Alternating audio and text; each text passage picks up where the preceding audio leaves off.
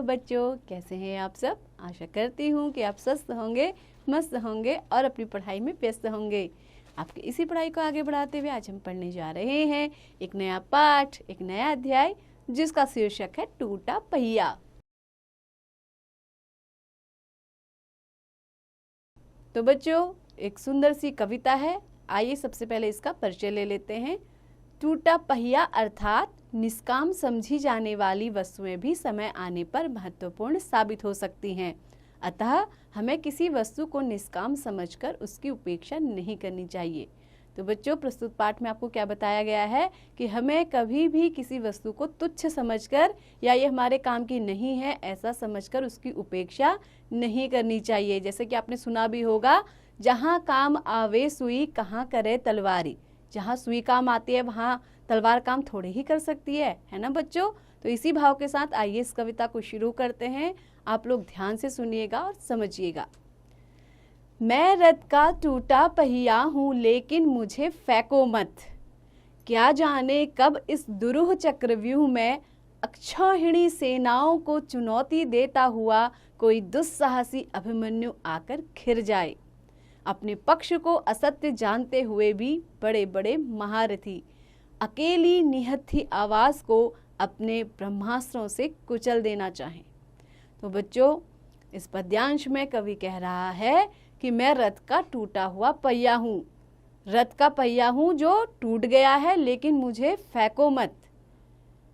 क्या पता इस दुरूह यानी कि जो क्या होता है, कठिन होता है। तो इस दुरूह चक्र में, चक्रव्यूह यानी कि एक चक्र के समान बना हुआ व्यू, उसको कहते हैं चक्रव्यूह। इस कठिन, दुरूह मतलब कठिन चक्रव्यूह में अक्षौहिणी सेनाओं को चुनौती देता हुआ। अब बच्चों, अक्षौहिणी सेना क्या होती है? बच्चों, हमारे प्राचीन भारत में सेनाओं की माप के लिए कुछ शब्द होते थे, जिसमें से एक शब्द था अक्षौहिणी सेना।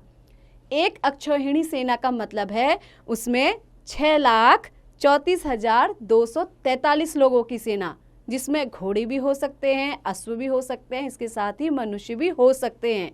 तो वो कहलाती थी अक्षौहिणी सेना। तो इस सेना को चुनौती देता हुआ कोई दुस्साहसी अभिमन्यु आकर घिर जाए। दुस्साहसी यानी कि जो निडर हो, जिसको क्या हो, किसी का भी भय ना हो, ऐसा अभिमन्यु जब किसी चक्रव्यूह में अक्षौहिणी सेना यानी कि इतनी बड़ी विशाल सेना के सामने घिर जाए, तो अपने पक्ष को असत्य जानते हुए भी बड़े बड़े महारथी यानी कि क्या है, जिनका पक्ष असत्य का है, असत्य यानी कि झूठ का है, तो बड़े बड़े महारथी ये जानते थे कि हम क्या कर रहे हैं, असत्य की लड़ाई लड़ रहे हैं, हम झूठ के पक्ष में लड़ रहे हैं। यह जानकर भी वो क्या करते हैं, एक निर्भय निडर अभिमन्यु को घेर लेते हैं।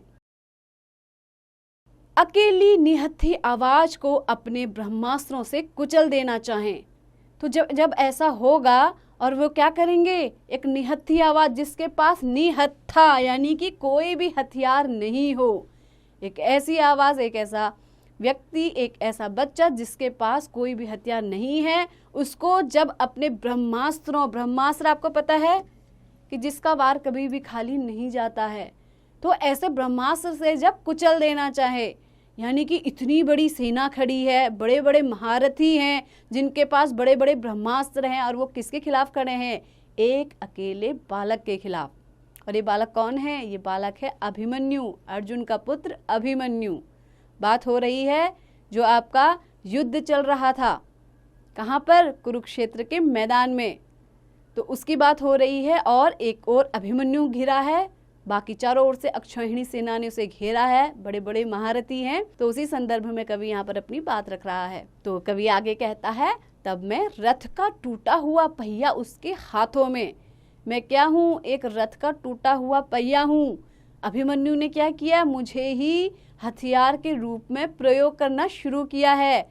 ब्रह्मास्त्रों से लोहा ले सकता हूँ, और मैं क्या कर रहा हूँ, ब्रह्मास्त्रों से लोहा लेना यानी कि उनका सामना करने की शक्ति रखता हूँ।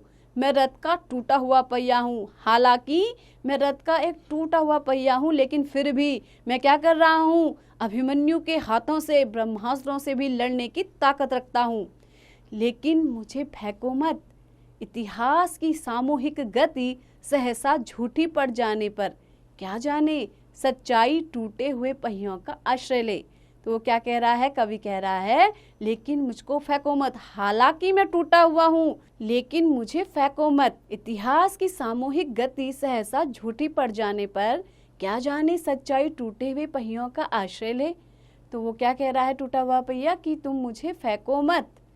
इतिहासों की सामूहिक गति, इतिहासों यानी कि जो हमारा प्राचीन इतिहास है उसकी जब सामूहिक गति यानी कि समूह में जब वो चल रहा है तो सहसा यानी कि अचानक वो झूठी पड़ जाए तो क्या जाने सच्चाई, सच्चाई यानी कि सत्य टूटे हुए पहियों का आश्रय ले, आश्रय ले यानी कि सहारा ले। जब क्या हो पूरा समूह का समूह असत्य की राह पर निकल पड़े तो तब क्या होगा, जो सत्य है वो क्या है, एक पहिए का भी आश्रय ले सकती है जो कि टूटा हुआ पहिया है।